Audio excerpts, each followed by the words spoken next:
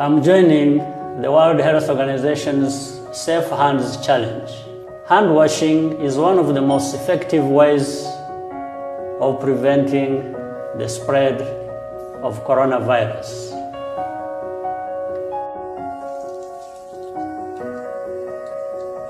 Wash your hands with soap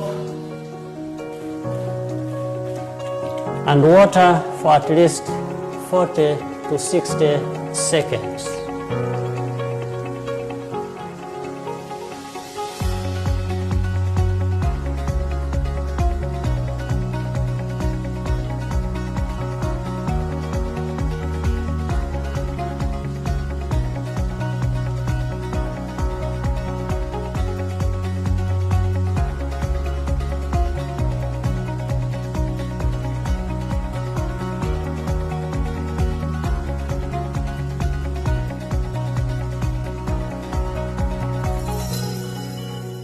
So really, we just want to assure all Kenyans that we are working very hard as a ministry, as a government, as a health sector, as a country, a whole government approach to addressing the challenge that is currently facing us of coronavirus. And the team that we have been meeting with this evening has been a team of experts. Some health workers, experts in communication, experts in social media, all looking at how we work together to make sure that, number one, Kenyans are aware, they are well sensitized about what we are dealing with, that we all also learn what precautionary measures we need to take to ensure that we can prevent ourselves from getting coronavirus, and also to ensure that we protect our families. The team of experts here has been doing a lot of work in terms of their own practice, the clinical practice, the protocols around coronavirus. This is a new virus that the medics have never dealt with, that the entire health workers have not dealt with. Feel that you're very ill to go into a matatu, to go to hospital, we really recommend that you call the 719 line and get us to come and pick you through an ambulance which has got specialized facilities and with health workers to take you to an isolation facility where you can be tested.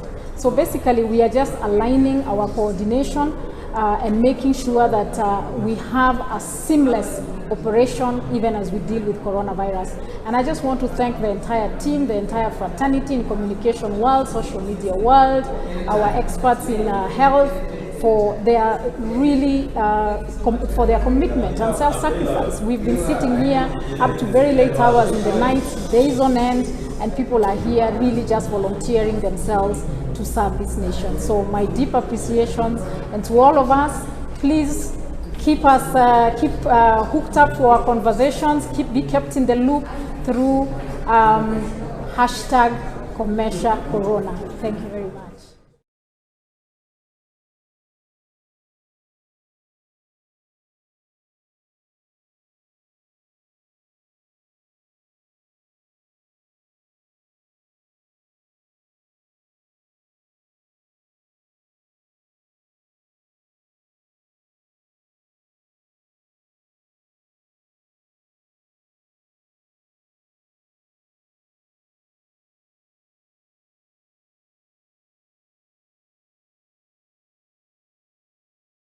President Uhuru Kenyatta outlined a raft of new measures to contain the spread of coronavirus in the country.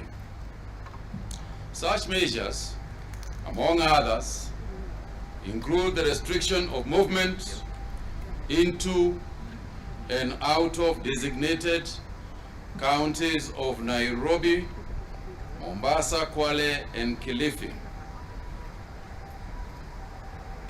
It is important that we all, as Kenyans, adhere to these measures if we are to score significant gains against this monster and keep our country safe. Each and every one of us, and collectively as a country, we are now called to observe and watch over these measures. Let us not shy away to point out those in our midst who are not observing the measure and thereby putting the nation at risk. In line with the pronouncement by the President of the importance of wearing face masks, let me reiterate that it is critically necessary that every Kenyan wears a face mask whilst in public spaces. Everyone must make the effort to get a mask to protect themselves and others, as we endeavor to provide them some where we can, free of charge, through our county governments and other partners. The measures announced so far call for drastic change in the way we live and the way we behave. It is not convenient, ladies and gentlemen, fellow Kenyans, but we must not be afraid to embrace that which will save us from the danger lurking around us. We are at war with an enemy that is invisible. To fight this enemy, more than ever before, we must remember to embrace simple and basic measures which have proved to be effective elsewhere and have been cited as best practice. These include washing our hands with soap and running water, as well as keeping social distancing. Let me say this: we will not hesitate to take even bolder measures in the coming days. The virus is already here with us, and we cannot run away from it. It is around us, and we have embarked with it a chasing game. Should we allow this to happen, it will be very, very difficult for us to catch up with it.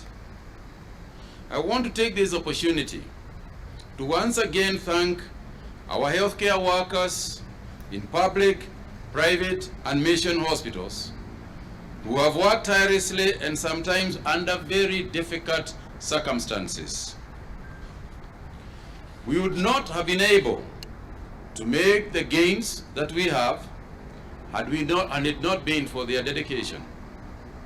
Being our frontline heroes, I want to assure them that we will do everything possible to provide them with every facility that is necessary to enhance their performance. I also want to thank the Ministry of Transport, Infrastructure, Housing and Urban Development, and the county government of Mombasa, and indeed their governor, Governor Joho, for the collaborative effort to provide disinfectant sprayers at Likoni Ferry. Such efforts contribute to the overall measures by the ministry to fight the virus. I would like to encourage other counties to also come up with innovative ways to complement the national government efforts. In the same vein, I also want to take the opportunity to recognize the efforts by the Ministry of Information, Communication, Technology, Innovation and Youth Affairs, together with the Ministry of Education, as well as the Kenya Institute of Curriculum Development, for introducing new education-oriented programs on television and radio to ensure that our children are productively engaged during this period. Further measures to enhance social distancing that we are going to institute must now include even the following. Number one is that in sporting clubs, open air sporting clubs that have walking fields and so on, must strictly observe social distancing. We have seen people walking, and yes, it is necessary that people also stay healthy, but we must observe social distancing. We have observed in some walking clubs where people are running next to each other, and there is no better way of passing this virus than when they do so. So I would like to ask And I would like to reiterate that the managers of those working clubs must restrict numbers in the club so that people do not, people can be able to keep social distancing. This measure we are going to observe for the next couple of days and may then take further measures if it becomes necessary.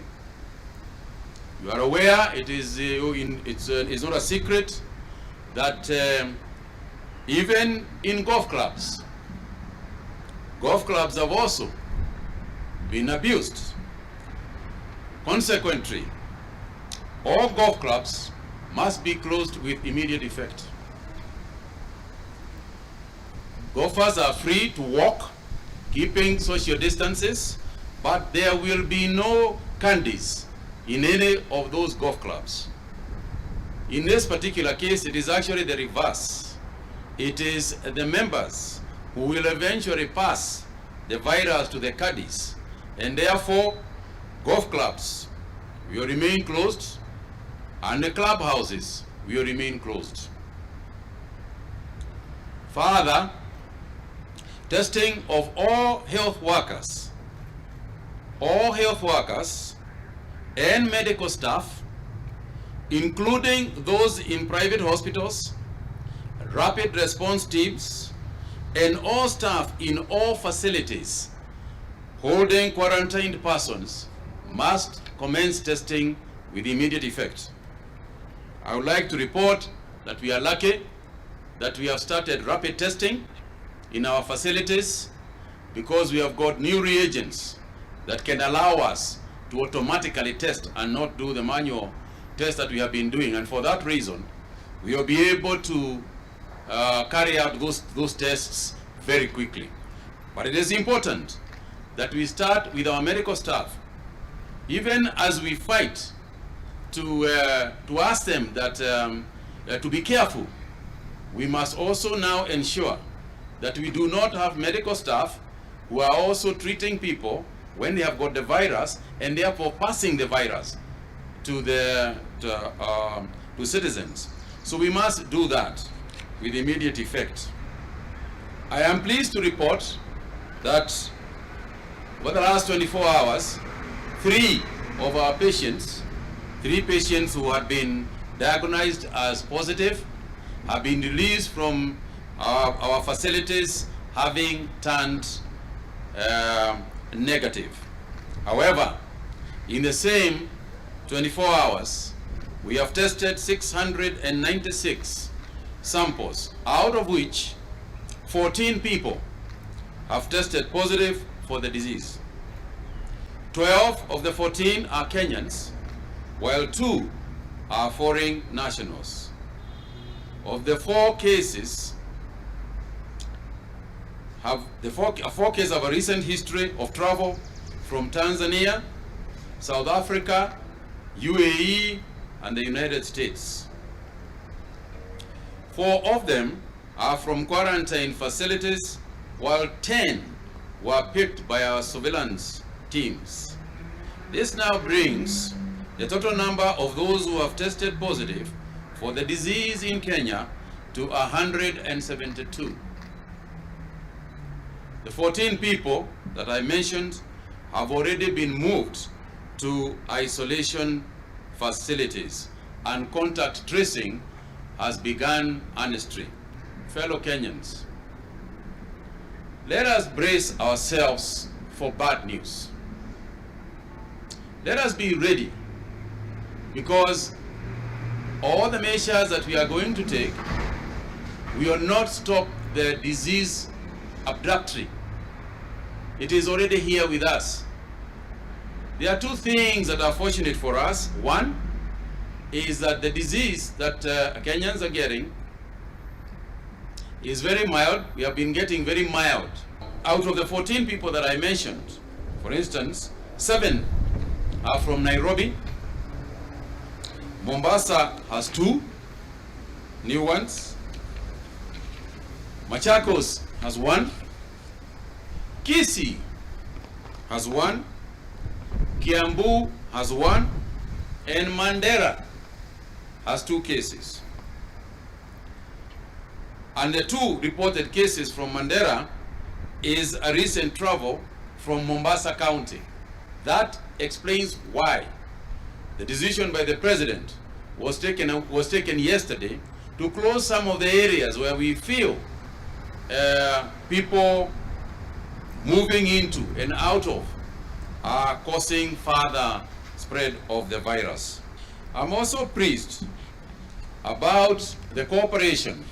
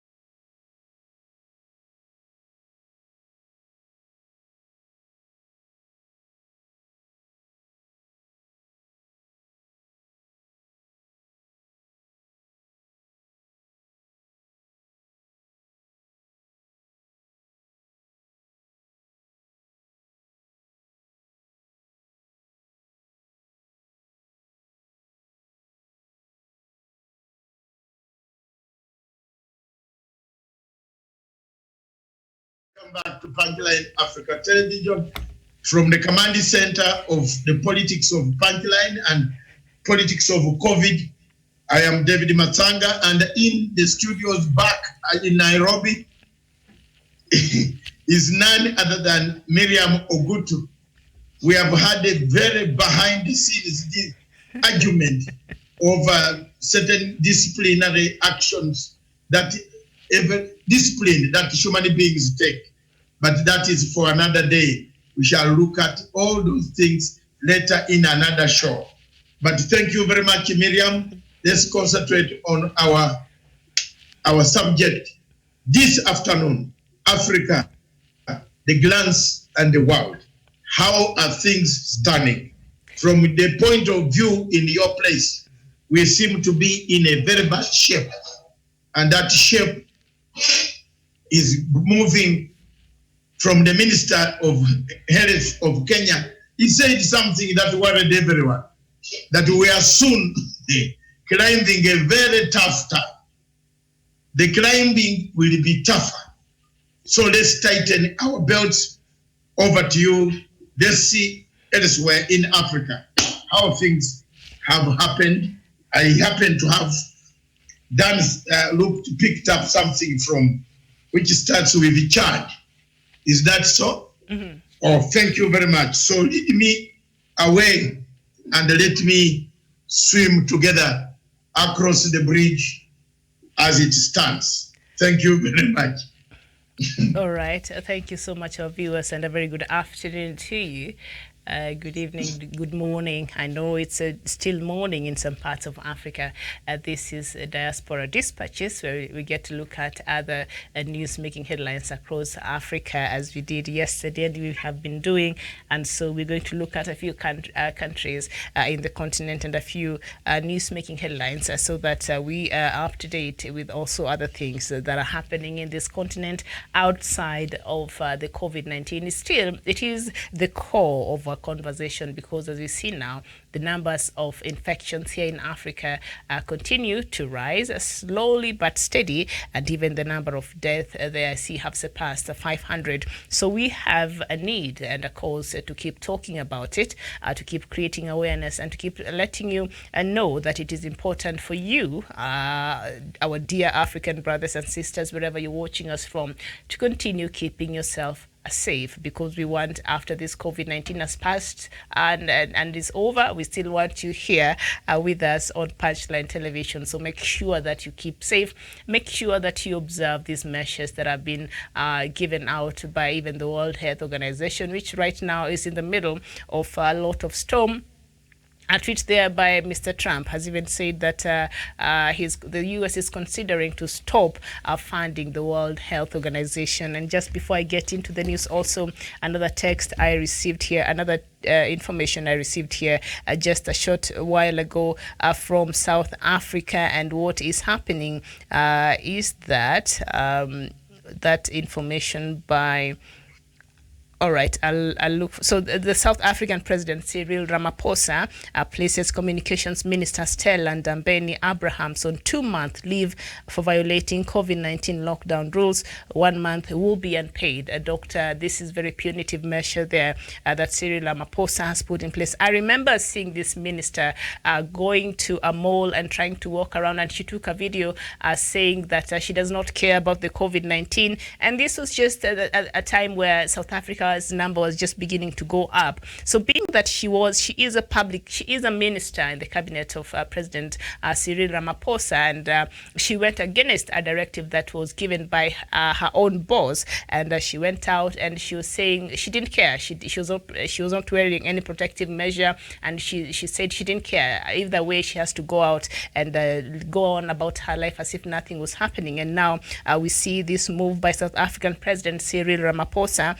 She's been given 2 months leave for violating the lockdown rules, and also 1 month will be unpaid. Doctor, is this enough, punishment for this minister?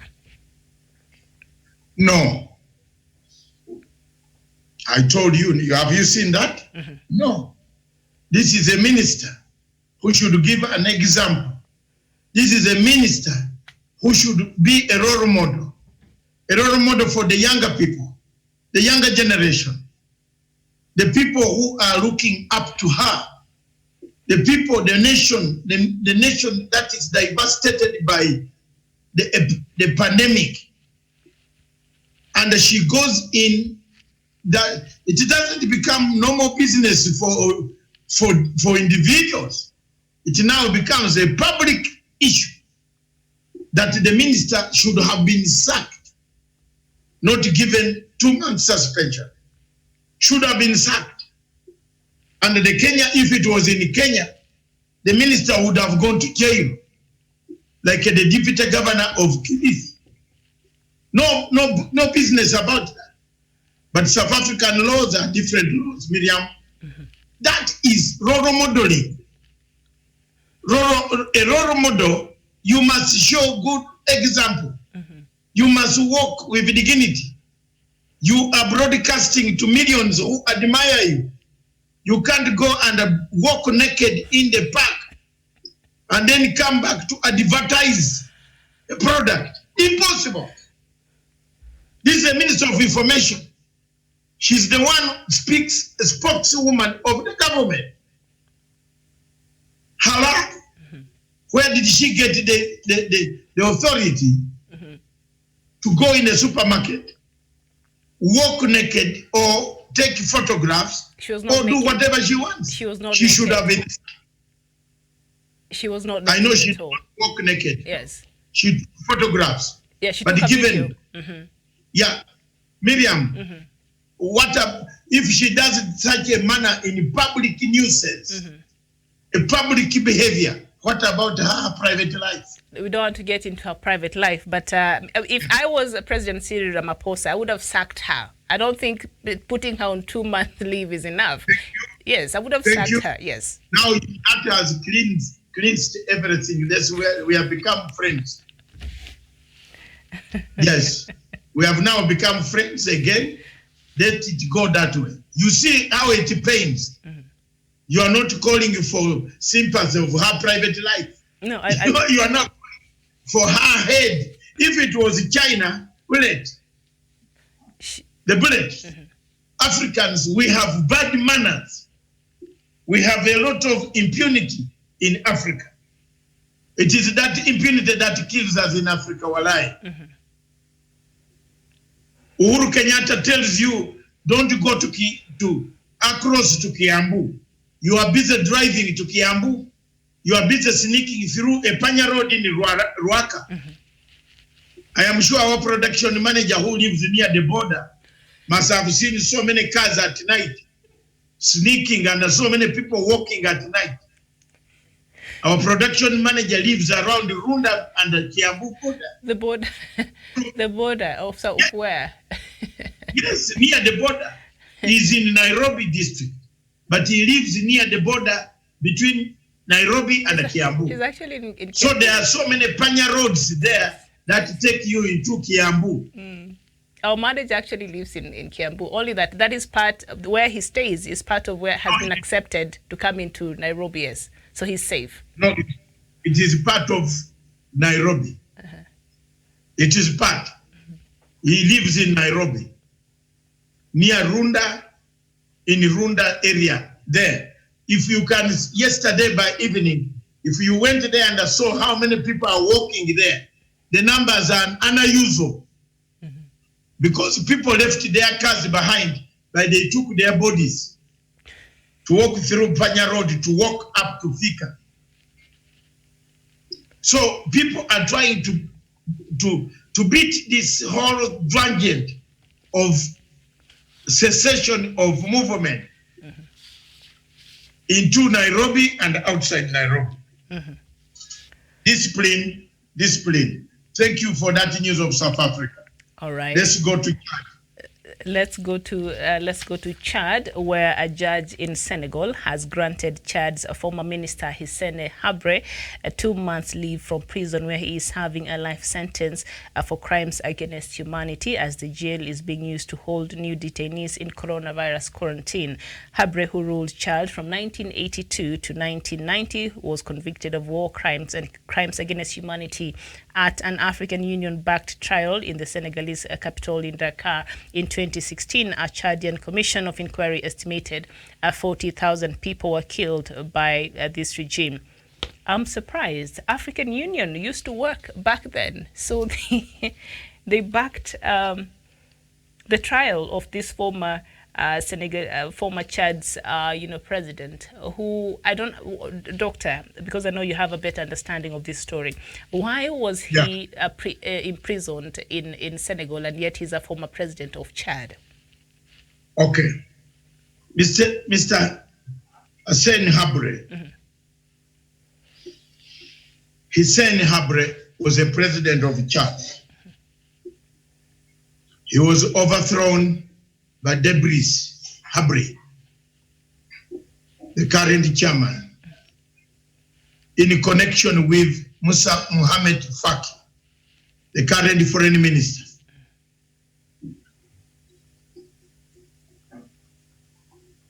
They were together conspirators, traitors who overthrew Hissène Habré.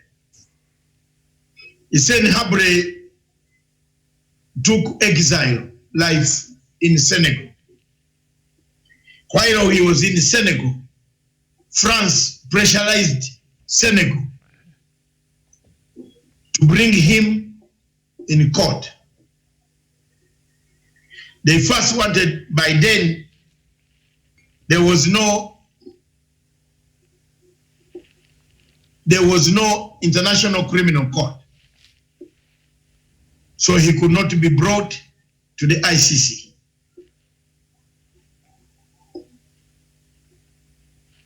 International Criminal Court started in 1998.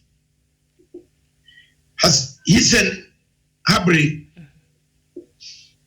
with the help of African Union, Organization of African Unity, Human Rights Court, they decided that to solve the problem of the killings of Chad nationals, it should be tried in Senegal. The AU took up the matter together with the African, they set a tribunal and they sentenced him to life imprisonment. But surprisingly, the men who took over from Hissène Habré were not tried because they shot their way to power with water. They didn't shoot copper bullets. They are water bullets which don't kill. So they were left free. That is the emergence of the man in the AU who is finishing AU. Those two, Moussa Faki and Dabri, are together. They were together in the coup. And you see now, between Dabri is the President Dabri of Chad, there is a rivalry between Moussa Faki and Dabri, because Moussa Faki wants to become the president, Dabri wants to extend his constitution. The French are telling Dabri, Moussa Faki, we shall give it to you. By the way, another country that is facing a challenge is Gambia, because the French have told the Gambians, we shall bring Fatou Bensouda. And Mr. Adama Barrow is having a problem. So there you are, Miriam, you wanted me to expand. I hope you have got it. Yes, I have. Thank you so much, Doctor, for that. See, that is the conversation I want to have because I get to learn something. So thank you so much for that explanation. And now, one day you will pay for this school fee. For yes. tuition. Yes. You will pay for this tuition some dollars. Sawa. We shall talk about that once we are done here. So now, of course, a recall of Kenya's parliament scheduled for Wednesday in the capital Nairobi has been cancelled. We talked about that, so we shall not get into it. But now let's get to Libya, where as Libya continues to record new cases of coronavirus, there has been no let-up in the ongoing conflict to control the capital, Tripoli. Earlier this week, a key hospital came under fire. The grounds of Tripoli's Al-Qadra hospital was hit by missiles, according to officials there. It has 400 beds and is one of the few health facilities that can be used to combat coronavirus infections. The attack prompted a damning statement by the United Nations humanitarian coordinator for Libya. Until when will the UN sit there acting very helpless and seeing what is happening in Libya and just issuing these statements that lead to nothing? And Doctor, the situation in Libya, I know you were meant to be talking about Libya sometimes back last week. We did not get an opportunity to get into it, but I don't know where or how do you... What's your comment in the current status? Even we've seen the country has recorded very few numbers, which I highly doubt is the situation on the ground. I think they have about 10 infections so far in the country, but we see now the only remaining hospital in that area was also bombarded. So where should the people of Libya run to, the innocent civilians there? First of all, the Libyan situation, Miriam, is a sorry state. A sorry state in the sense that it should not have been allowed to be there. We killed it. We killed Libya. We continue to kill Libya. Why are there 10 cases only? Because there is nobody staying together. People are scattered. The disease only moves. There is no movement in Libya unless you are moving towards hell. The only movement in Libya is to move towards hell, because you will be killed by either side. So people have stayed indoors. And those in Tripoli are in Tripoli. There's nobody outside the Tripoli because General Khalifa Haftar has captured Tripoli and put Tripoli as captured, surrounded Tripoli and put it under strangulation.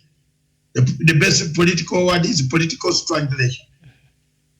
Surrounding the army, the town, strangulated from food, water, and all infrastructure is a political strangulation process. Okay, why did we reach here? We reached here because America, France, and some Western countries are biased. They are angry for the oil of Libya. At the moment, you know, there is nobody talking about oil because oil is overflowing. There's no transportation of oil anywhere. No ships are transporting oil. All ships are docked. Those that were on the seas, they are on the seas. So you can see the danger we have. As we do that, the conflict still continues. People inch by inch. You saw Italy having the Mediterranean Brigade to stop the Turkish troops from going into Libya. Those are some of the difficulties that we have, Miriam. And Africa and the AU are watching. They are helpless. They are looking the other side while Libya goes down and deeper into a fragmented state, which will eventually end into. All right. Thank you. Thank you there. Thank you so much, Doctor there. So we go to South Sudan, where the high-level task force on coronavirus has confirmed the second case as the pandemic in South Sudan. It says the patient is a 53-year-old woman who traveled to Juba from Nairobi, Kenya, in March. She is a UN employee. Dr. Makur Koriom, and the secretary at the Ministry of Health, said on SSBC Tuesday evening. So South Sudan has tested for the second case of coronavirus there. I'm just crossing my finger for this country. I know Kenya, we have our own challenges, but somehow we can manage to deal with it. So South Sudan has recorded its second case. Should we expect more cases from South Sudan? And if so, how would you advise the leadership of that country to ensure that they prepare so that South Sudanese are able to have confidence that the government can actually handle this? While you are on air, I received a letter from a copy of the letter that the government of Kenya wrote to the Minister of Foreign Affairs of South Sudan,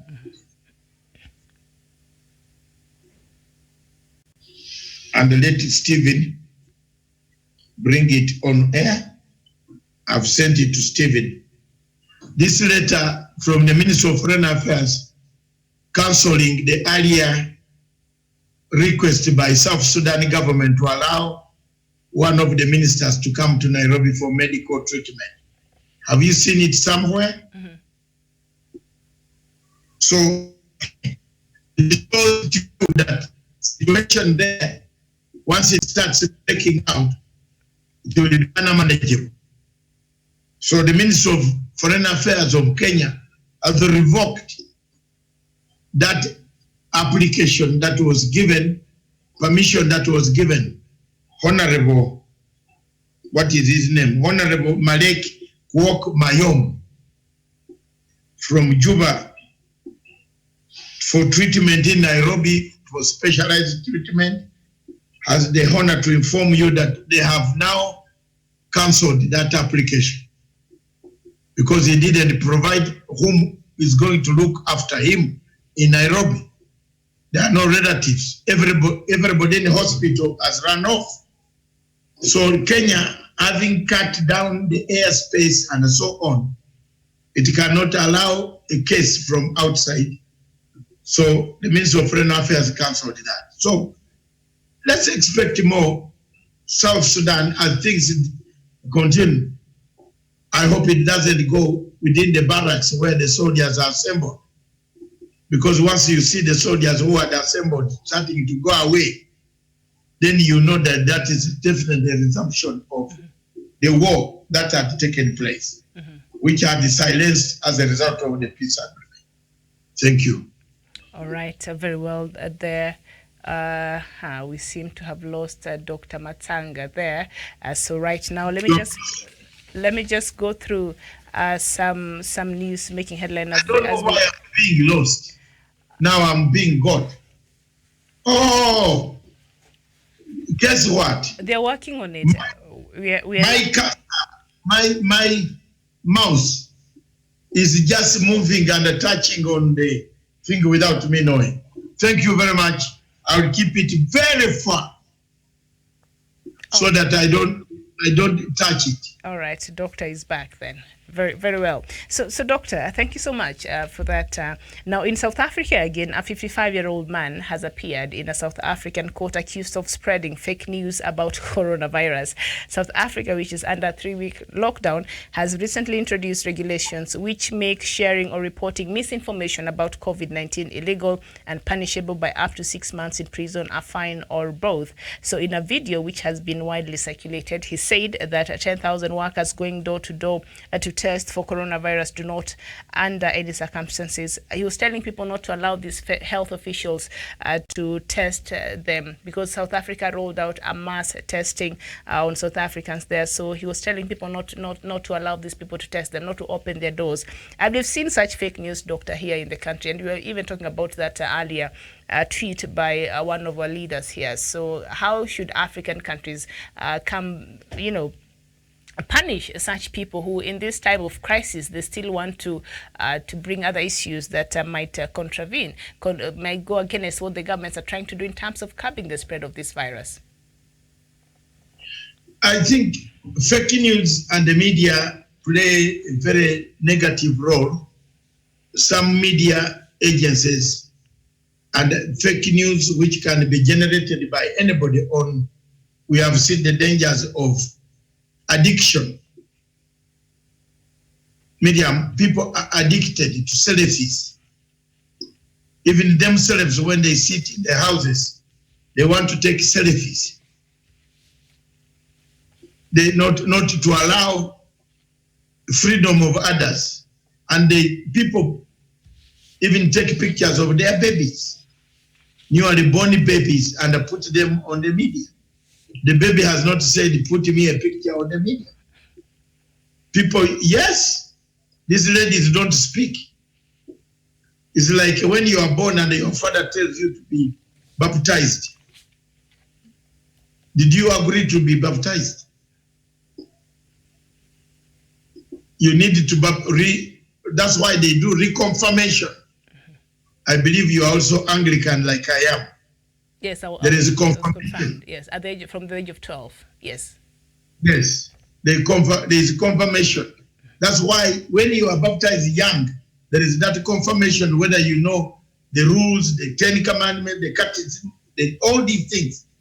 We have those in our church, which is LSK, which I believe you are also a member of the LSK. I'm not a member of LSK. I'm a member of Baptist Church, and LSK. Sorry, a member of ASCK. My early life, I used to attend Anglican, but now I attend Baptist, so it's all good. Yeah. Hey, yes. Is it Seventh-day Baptist Church? No, I attend Baptist. Adventist. I attend Baptist. It's different. It's totally different. Baptist. Okay, I go to Backlands Baptist. You are the American version of religion, which is all right. All right, we will not get into that. So let's just move to Zimbabwe, where Zimbabwe's government has authorized traditional herbalists to treat coronavirus patients, but health experts are skeptical and are urging extreme caution. Zimbabwe's Ministry of Health delivered a letter Monday to the head of country's main COVID-19 treatment center in Harare, asking him to consider using herbalists who has questionable claims to have cure for the virus. All right, so Zimbabwe is trying to find alternative medicine there. Is it? Will this be effective? Is this the right time to bring in our traditional doctors? Miriam, Yes. I told you that life in Africa is something that you don't understand. So you can see what people are doing now in Zimbabwe leaves you open-mouthed. I don't know what I can say, but I don't think traditional healers. Yes, can I say I don't want to dismiss the idea completely? Because there are some traditional things that heal. For example, when the people wanted to ban bangi here, you know what they said? Bangi in Luoland is a medicine. Yes. Bangi in Luoland and Jaga, the bangi that is smoked is a medicine in Luoland. It treats what? It treats all these things, cancer, treats asthma, treats so many things in Luoland. So you cannot call it a bad habit because it has treated people before. It is very normal for people to smoke in Luoland. They use it as a medicine. There are some medicines in the traditional culture. If they give you to wash your stomach and you go to the toilet and you become clean. Those days we used to have mumps. I don't know whether mumps have ever attacked a friend or somebody or you. Whenever we grew up in communal places, mumps, they don't give you injections. Injections will take long to take these mumps away. But they give you something like a quinine. In the hospital, they give you quinine, actually, chloroquine, which is called quinine. They give you the chloroquine and it is over. Within an hour or one day, the mumps are gone back. And they put a purple liquid here, which goes in because the glands here swell, and you look like this. So these medicines, herbal medicines, do work for women who have not been pregnant for some time. It washes their stomachs. After 3-4 months, they become pregnant. Luckily enough, I've never utilized any of none of my wife has never been. Oh my God. Okay, my wife has never been involved in those. We have had straight deliveries. So those things do happen. Barrenness. They tell you go and drink that thing, the barrenness will go away. Yes. So Zimbabwe is not very far. Just as the Chinese have herbal medicine. Yes, we have been part of, you know what? Yes. Part of what is coming to cure COVID-19 is the herbal medicine of China. I'm telling you, Chinese have used herbal medicine, but they are not telling us. They should share that herbal medicine over here. Yes. Even Japan yeah. Japan itself. They are not, also, yes. Miriam, they are not telling us. Yes. They are not telling us, my sister. They have used herbal medicine. People have been drinking that thing until the thing is washed off. Yes. So Zimbabwe is not wrong. And the Zimbabweans are disciplined people. They have been put them this is day 10 in Zimbabwe for the lockdown. They are remaining with 11 days. But they still have low cases. Only 2 people have died and 12. Is it 10 cases now? That's very good. Discipline. Discipline. Abiding the rule of law. Abiding by the law. Practicing the law. It will save us from COVID-19. Thank you. All right. Thank you so much, Doctor. I guess now we can call it a day. You go and have your lunch. I thank you very much for the from morning. I also want to go and have a rest. I look forward to having an engagement on our evening topic. Yes. Yes, who is creating violence in homes? The Chief Justice quoted. I don't know which page you said so that I also read it. On page 3 of, I believe, of the Daily Nation. We shall, yes. And there are statistics here, surge in domestic violence linked to the COVID-19 pandemic across the world. And we've seen that even in Kenya, it has gone up with nearly 40, all the 49 of all the cases that are being now, being reported, 40% of them emit from domestic violence. So this is something very serious, Doctor, that we really have to talk about. Yes. So page 3 of the Daily Nation. Yeah, let's have open minds tonight. Let's not have closed minds. All right. Open for discussion. Our viewers, open mind. Yes. Areas which create conflict. What are those areas? Tough financial times. Yes. Financial times, mortgage repayments, yes. School fees, a new round of school fees to the schools. Yes. All of us have those problems, yes. But we don't fight our women or we don't fight our husbands. Yes. Let's call for soberness. Yes. When discussing these things. Very well. Thank you so much. Thank you very much. And I thank you for taking 30 minutes. Let's quarrel after the session.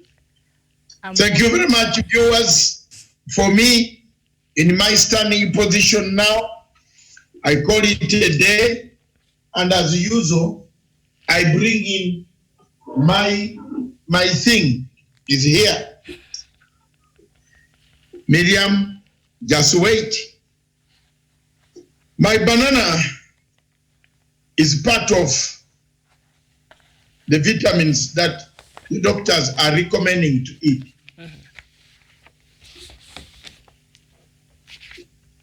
So here we are, bananas, apples, oranges, 1 or 2 or 3 keeps you and gives you vitamins which we are lacking out because we are not moving out.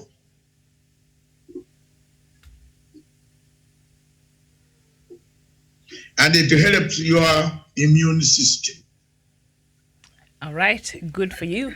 Not for me. Good for you. Good for all of us. Good for you. You having that right now. I don't have it here, so good for you right now. I'll have it when I get home.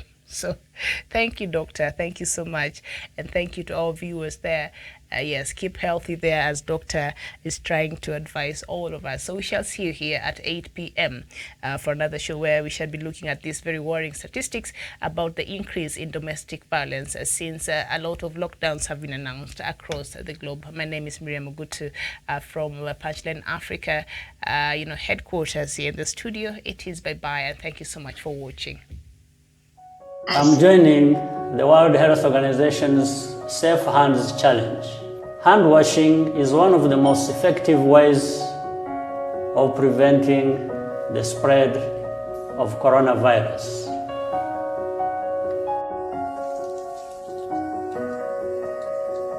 Wash your hands with soap